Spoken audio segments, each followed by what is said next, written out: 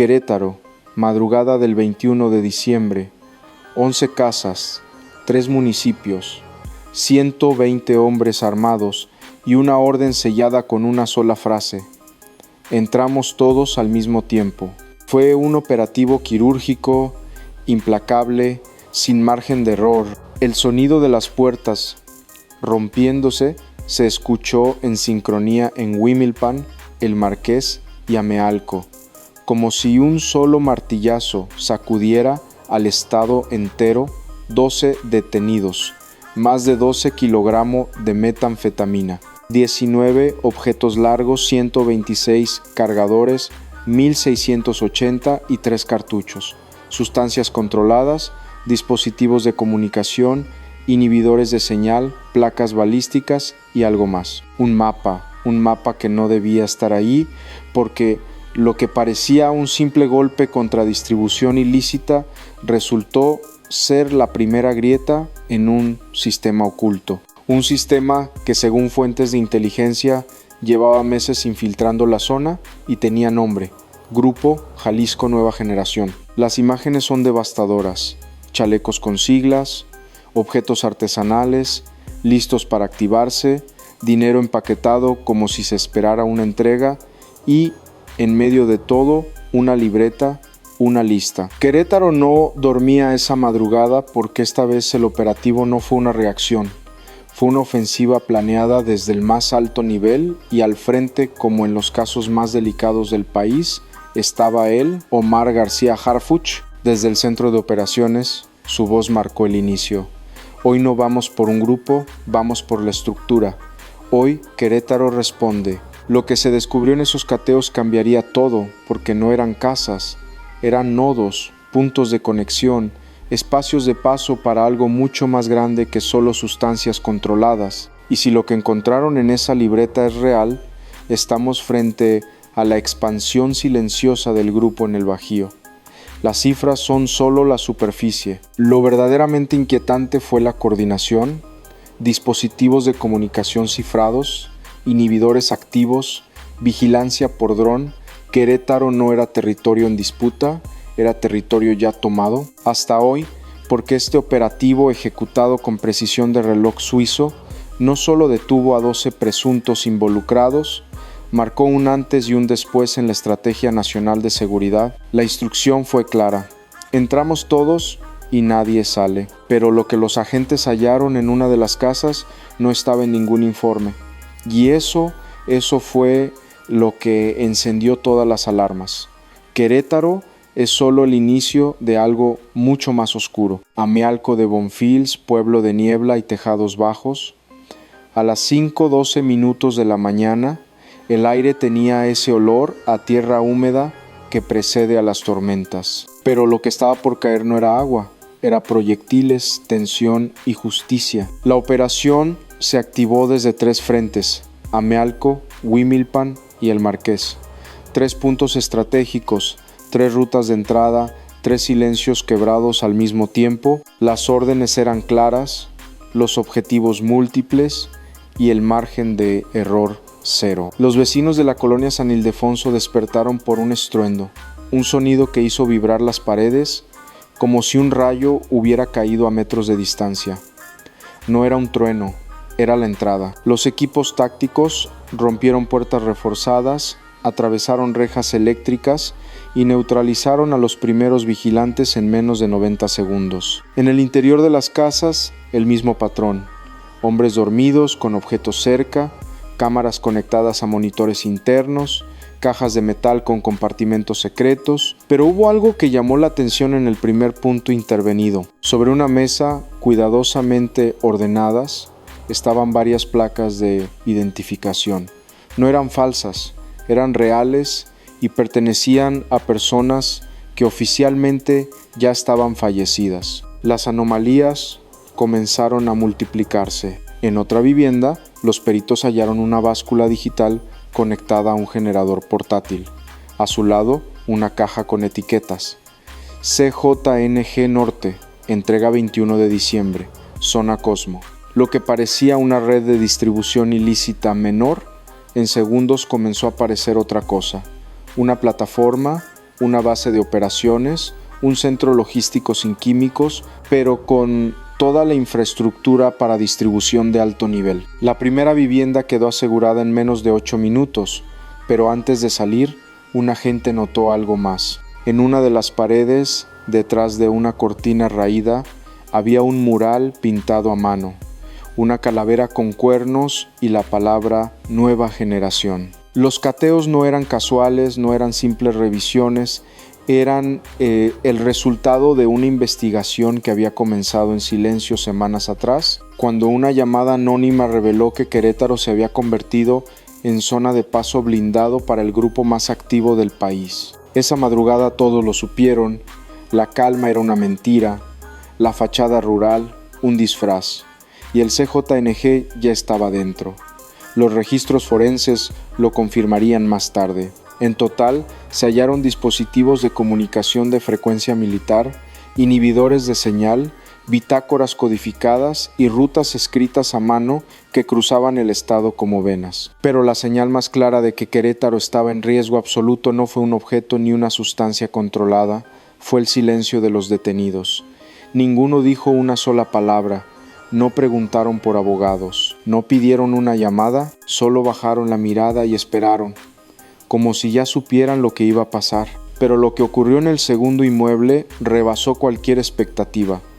El segundo inmueble estaba en Huimilpan, una casa blanca solitaria, sin letreros ni señales. Desde fuera parecía vacía, pero adentro la tensión respiraba en silencio. Eran las 5:44. Minuto táctico se acercó. El clima era espeso, casi inmóvil. La humedad pegaba en la piel como sudor ajeno. Y entonces, la señal, un leve parpadeo en una de las cámaras instaladas por los drones fue suficiente. Había movimiento, uno, tal vez dos hombres armados. Avance limpio, en 3, 2, 1. La puerta no se rompió, fue volada. Un estruendo sordo sacudió los árboles. El polvo se mezcló con gritos, luces estroboscópicas y órdenes rápidas. Al suelo, objetos abajo, muévanse. Pero esta vez no hubo rendición inmediata. Desde una habitación interior, alguien disparó. Una ráfaga cortísima, precisa, destinada a intimidar. No lo logró. Los agentes avanzaron cuerpo a tierra. Los proyectiles impactaban las paredes, los marcos, el piso. Uno de ellos, Javier M., en la pierna, cayó pero siguió apuntando. Gritó: «Tengo visual, están replagándose al pasillo». El grupo CJNG no huía, reubicaba posiciones, como si esperaran refuerzos, como si supieran qué hacer, y eso fue lo más inquietante. Desde el aire, el dron de vigilancia envió imágenes térmicas. 4 siluetas, 2 en movimiento. Una de ellas arrastraba una caja metálica hacia la parte trasera de la vivienda. Unidad C, intercepte en salida trasera. Ya el perímetro era firme. No había salida, no había escapatoria, pero los involucrados no se rendían. Objetos de fabricación artesanal, pequeños pero letales, salieron desde un compartimento oculto, dispararon de nuevo, esta vez hacia una de las unidades blindadas. El ruido fue ensordecedor, vidrios estallaron, el olor a pólvora invadió todo. Los perros de las casas vecinas ladraban como si estuvieran presenciando algo que los humanos no podían entender. En menos de 7 minutos, el conflicto fue contenido. 2 hombres fueron asegurados, 1 herido. El tercero, oculto tras una pared falsa, fue hallado por un escuadrón con visión térmica. Cuando lo sacaron tenía un chaleco con siglas bordadas a mano, CJNG Zona Bajío. En su mochila llevaba cartuchos, un dispositivo de comunicación militar y algo más. Una fotografía. Era un retrato familiar con marcas de tinta roja sobre los rostros. Un mensaje, una advertencia. La vivienda fue asegurada. En su interior, más objetos, más sustancias controladas, documentos, listas, bitácoras, pero sobre todo se encontró lo que más temían: coordenadas, rutas exactas, fechas, nombres en clave, mapa parcial de una red más grande. Y en ese instante Harfuch fue notificado. Su respuesta fue inmediata.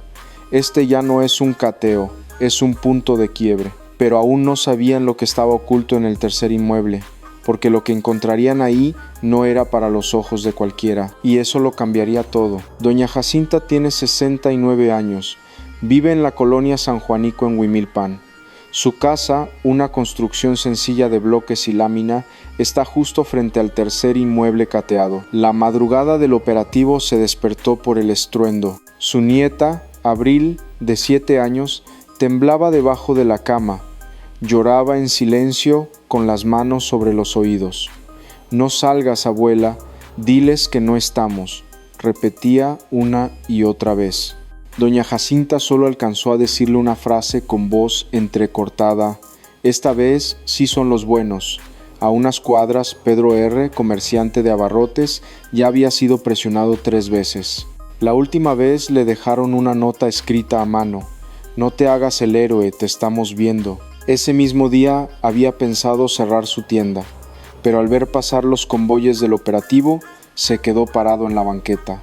No dijo nada, solo levantó el pulgar, y por primera vez en meses no bajó la cortina. Y luego estaba ella, Mariana, estudiante de enfermería, 21 años. Vive sola en una de las calles intervenidas. Esa mañana tenía que ir a su servicio social. Salió con su mochila al hombro y lo primero que vio fue un chaleco balístico tirado en su banqueta y manchas en la pared. No lloró, solo se sentó en las escaleras y escribió un mensaje a su madre. «Sí, voy a la escuela, pero hoy por fin pasó algo. Estas personas no tienen nombres en expedientes, no aparecen en comunicados, pero son el pulso verdadero de Querétaro. Son quienes viven con temor disfrazado de rutina. Los que dejan pasar las patrullas sin hacer preguntas, los que prefieren callar antes que ser los que hablaron. Y esta vez, por primera vez en mucho tiempo, sintieron que alguien había venido por ellos. La presencia del Estado no fue una promesa, fue real, fue visible, fue audible, y para muchos fue la única señal de que todavía hay alguien allá arriba dispuesto a poner el cuerpo por los que no tienen voz. Pero lo más inquietante de esa mañana no fueron los objetos. Fue una frase escrita con marcador rojo sobre la pared del tercer inmueble. «Zona limpia. ¿Listos para expansión?» ¿Expansión de qué? ¿Hasta dónde llega esta red? Los cateos simultáneos no fueron aleatorios. Cada inmueble intervenido formaba parte de una línea recta invisible, una ruta cuidadosamente tejida que cruza Querétaro como si fuera una arteria. Los agentes le llamaron Eje Negro. Empieza en el Marqués, cruza por Huimilpan y desemboca en Amealco, a solo minutos de la frontera con Michoacán, una zona estratégica para el traslado de metanfetamina y objetos. Una ruta que, según informes de inteligencia, ya había sido utilizada en operativos anteriores del Grupo Jalisco Nueva Generación. En total, se aseguraron 12 kilogramos de clorhidrato de metanfetamina y más de 1 kilogramo de marihuana. Pero eso fue solo el envoltorio. Lo verdaderamente alarmante fueron los objetos que no deberían haber estado ahí. Un inhibidor de señal militar, 3 dispositivos de comunicación con frecuencias cifradas, 126 cargadores con capacidad extendida y algo más. Listas. Documentos con iniciales, rutas, horarios, nombres en clave, fechas marcadas con asteriscos. Una hoja tenía un encabezado escrito a mano. Rotación Q, enero 25. Los peritos no tardaron en hacer la conexión. Las rutas coincidían con caminos secundarios usados por transportistas, ambulancias y camiones de valores. Coincidencia. Imposible. El grupo no improvisaba. Calculaba, cada casa intervenida era un nodo, un punto de carga o resguardo. Algunos tenían doble fondo en las paredes, otros compartimentos ocultos en el piso. Uno de los inmuebles incluso tenía cámaras apuntando hacia los cerros, como si monitorearan rutas de escape, pero había un patrón aún más perturbador. Las coordenadas encontradas en una de las libretas apuntaban a 5 municipios de Querétaro. Ninguno con presencia militar permanente, todos con rutas hacia el norte, todos con antecedentes recientes de desapariciones. Esa libreta, ahora en manos de la Fiscalía, podría cambiar el enfoque de toda la investigación. porque ya no se trata de distribución ilícita menor, se trata de control territorial. Una frase de uno de los dispositivos de comunicación interceptados congeló a los analistas. Voz masculina, tonalidad del occidente del país. Si bajan, que bajen. Ya estamos listos. ¿A quién se refería? ¿Quién está listo? ¿Qué viene después? Porque si esta red es solo una fracción de lo que opera en Querétaro, entonces no estamos ante un problema local. Estamos ante una expansión estratégica del grupo en el Bajío. Y fue en ese momento, al conectar las rutas, que el nombre volvió a aparecer en la sala de situación, Harfuch, y con él una nueva fase del operativo. Lo que ocurrió en el siguiente cateo transformaría todo el caso. El sexto cateo ocurrió en Amealco, una casa con fachada de panadería abandonada, rejas oxidadas, un letrero caído. Nadie la había tocado en meses, o eso parecía. Cuando los agentes entraron, el aire era distinto, no olía a humedad, olía a químicos, a plástico quemado, algo que no debía estar ahí. Lo primero fue la bodega, un cuarto sin ventanas, con paredes recubiertas de espuma acústica y cajas metálicas apiladas contra un muro. Lo segundo fue el generador. Funcionaba en silencio, alimentando un sistema oculto en el techo, cámaras, antenas, un panel de control artesanal con interruptores marcados como zona 1, zona 2, descarga. Pero lo que cambió todo estaba en una de las cajas. Un agente la abrió.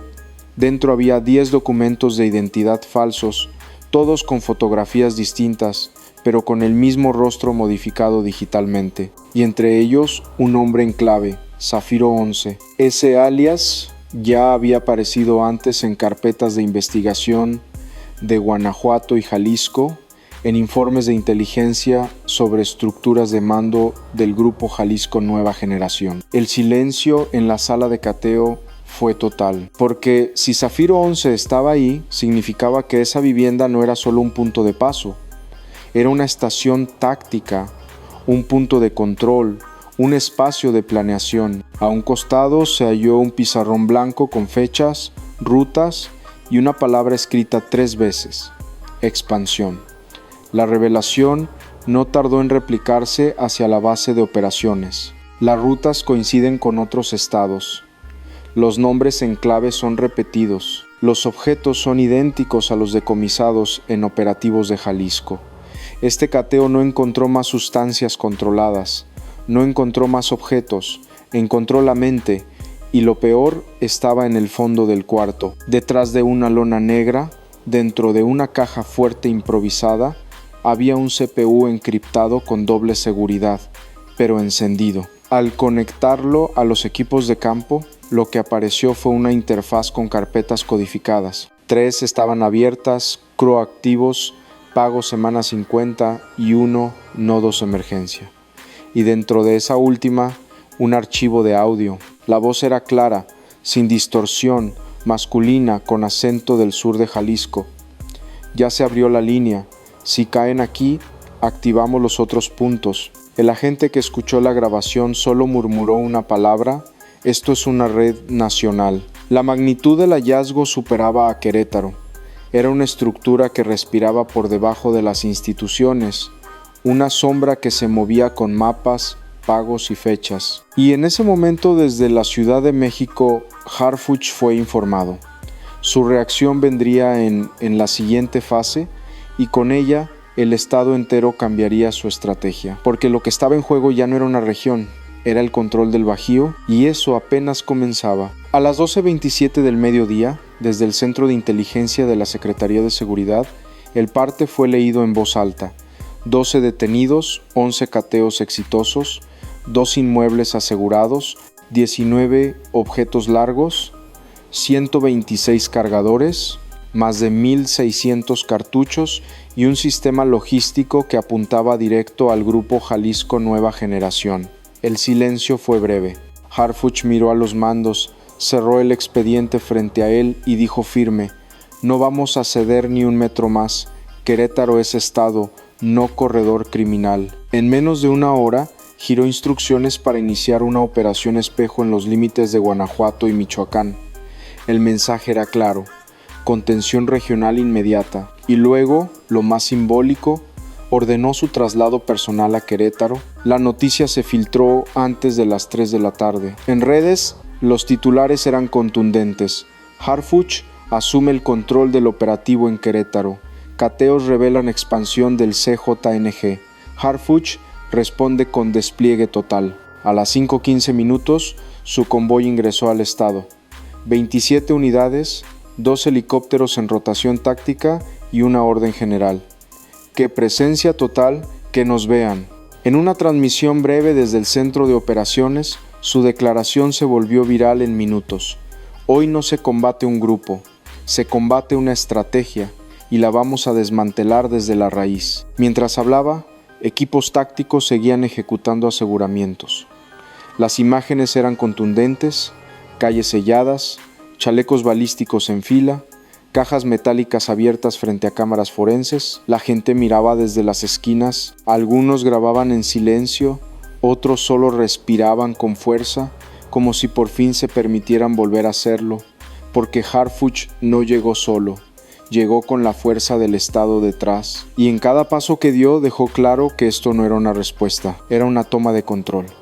En privado, reunió a las autoridades estatales. Su mensaje fue crudo: Querétaro no es tierra de nadie. El silencio de estos años ha sido la mejor arma del crimen. Se acabó. Ordenó bloquear rutas secundarias, revisar permisos de empresas de paquetería y coordinar inteligencia con la unidad de análisis financiero. Porque donde hay sustancias ilícitas, hay dinero. Y donde hay dinero hay complicidad. El operativo se reconfiguró, ya no era solo judicial, era territorial. Y mientras los analistas revisaban el CPU decomisado, otro hallazgo encendía las alarmas en una bodega asegurada en el Marqués. Una caja sellada, pesada, sin identificación. Lo que había dentro cambiaría por completo el rumbo de la investigación, y la pregunta era inevitable: ¿quién permitió que esto creciera tanto sin que nadie lo viera? La respuesta podría tener nombre y apellido. Cuando cayó la noche del 21 de diciembre, Querétaro ya no era el mismo. Las calles seguían bloqueadas, los helicópteros seguían sobrevolando, y las sirenas ya no eran fondo, eran protagonista. Los 12 detenidos no habían dicho palabra, pero los indicios hablaron por ellos. Más de 1,600 cartuchos, dispositivos tácticos, 12 kilogramos de metanfetamina empaquetada con sellos del CJNG, un CPU lleno de rutas, nombres y algo peor: videos, material clasificado aún en análisis. Pero uno de los peritos, al salir del laboratorio forense, solo dijo una frase: esto no es distribución ilícita menor, es sistema y es oscuro. Las primeras consecuencias se sintieron en la zona centro. Comercios que ya pagaban cuotas de protección comenzaron a cerrar por temor a represalias. Algunos transportistas huyeron al día siguiente. Otros simplemente dejaron de contestar el teléfono. En redes sociales aparecieron mensajes ambiguos, fotos de casas cateadas, frases veladas. Una en particular se repitió en varios perfiles falsos: no es la primera vez que entran, pero sí será la última que salgan. La Fiscalía General del Estado activó vigilancia permanente en zonas de riesgo. La Policía Estatal duplicó patrullajes nocturnos y la Guardia Nacional selló 5 accesos carreteros con retenes móviles. Pero el daño ya estaba hecho, ¿no? Porque lo que revelaron los cateos no solo expuso una red criminal, expuso una red de omisiones. ¿Quién dejó que se acumularan 19 objetos largos sin que nadie notara el tráfico? ¿Quién permitió que en colonias con menos de 20 casas operaran dispositivos militares y antenas cifradas? Y lo más grave, ¿quién avisaba a los involucrados antes de operativos anteriores? Las preguntas comenzaron a surgir en voz alta, y las miradas ya no se dirigían solo a los criminales, también apuntaban a ciertos funcionarios, a ciertos jefes de policía, que siempre parecían llegar después de todo. La Fiscalía ya abrió una línea interna de investigación. Harfuch, desde su centro de mando, fue claro: la complicidad no se castiga con baja, se castiga con cárcel. En las próximas horas se anunciarán nuevas órdenes de aprehensión. No todas son contra delincuentes comunes. Algunas son contra quienes usaban placa para proteger al grupo. Mientras tanto, las familias siguen temblando. No por el operativo, por lo que el operativo reveló. Porque si en una sola madrugada se encontró eso, ¿qué hay bajo el resto del estado? Y más aún, ¿hasta dónde llega la protección del CJNG en Querétaro? La noticia reventó medios en todo el país. 11 cateos simultáneos en Querétaro, detenidos ligados al grupo Jalisco Nueva Generación, más de 1,600 cartuchos y rutas del Bajío bajo control del narco. Los encabezados eran contundentes, pero las preguntas eran más. Querétaro, infiltrado, ¿cómo llegó el CJNG hasta el corazón del centro del país sin ser detectado? ¿Y por qué justo ahora? Analistas en televisión hablaban de un punto de quiebre institucional. Columnistas insinuaban pactos de silencio. Y en las redes las voces se dividieron, unos celebraban. Por fin alguien vino a poner orden. Otros reclamaban, ¿y dónde estaban antes? Pero en las calles de Huimilpan, Amealco y el Marqués nadie discutía. La gente solo guardaba silencio. Ese silencio espeso, mezcla de temor y alivio, porque por primera vez las camionetas negras no traían muerte, traían orden. El rostro de Harfuch apareció en los noticieros. Su frase recorrió todo México. No vamos a dejar que lo que pasó en otros estados pase aquí, no otra vez. Y no lo dijo como político, lo dijo como alguien que ha visto de cerca el conflicto, como alguien que ha recibido proyectiles y sigue de pie. Las autoridades federales ya preparan una operación regional para contener la expansión del CJNG en el Bajío. Se ha activado inteligencia financiera, colaboración interinstitucional y monitoreo digital 24/7. Pero en el fondo, todos saben que esto es solo el principio, porque si en una sola madrugada se halló esto, si en un cateo apareció una red con mapas, objetos y rutas nacionales, ¿cuántos nodos más están activos? ¿Cuántas casas más siguen en pie? A veces el peligro no está en lo que explota, está en lo que se esconde. Y esta vez lo que estaba escondido se llamaba Querétaro, pero lo que vino después se llamó Estado. Y al frente, como pocas veces, un nombre que ya no es solo apellido, es símbolo, es sentencia, Harfuch. Porque esta vez el crimen no encontró eco, encontró respuesta. Pero la pregunta que queda en cada hogar, en cada calle, en cada esquina del Bajío es la misma: ¿llegamos a tiempo o ya es tarde?